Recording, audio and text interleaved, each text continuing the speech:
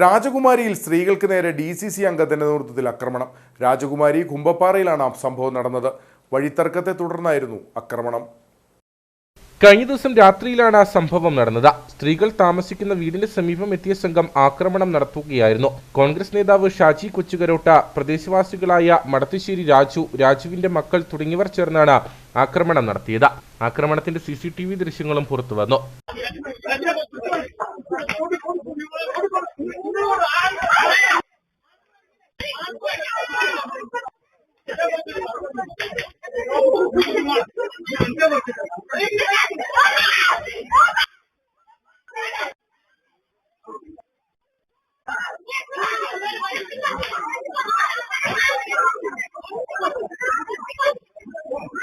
കുമ്പപ്പാറ മണപ്പാടൻ മുറിയിൽ സുധ, മകൾ ശ്രുതി, സുധയുടെ സഹോദരി പൊന്നമ്മ, അയൽവാസി ബിന്ദു, ബിന്ദുവിന്റെ മകൾ കൃഷ്ണപ്രിയ എന്നിവർക്ക് നേരെയാണ് ആക്രമണം ഉണ്ടായതെന്ന് പരിക്കേറ്റവർ പറഞ്ഞു.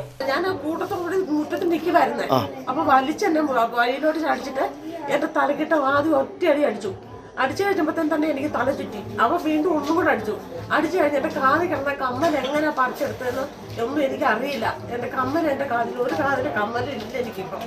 കഴിഞ്ഞ ദിവസം രാത്രി ബിന്ദുവിന്റെ വീടിന് സമീപം എത്തിയ സംഘം ആക്രമണം നടത്തുകയായിരുന്നുവെന്നും ഇവർ പറഞ്ഞു. ഞാനും ആ മുറ്റത്ത് നിൽക്കുമായിരുന്നു.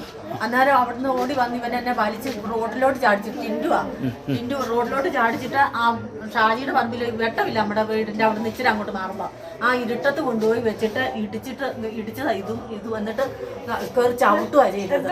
പ്രദേശത്ത് ഷാജി സ്ഥാപിച്ചിരുന്ന ഗേറ്റ് ഇളക്കിയതുമായി ബന്ധപ്പെട്ടാണ് തർക്കമുണ്ടായത്.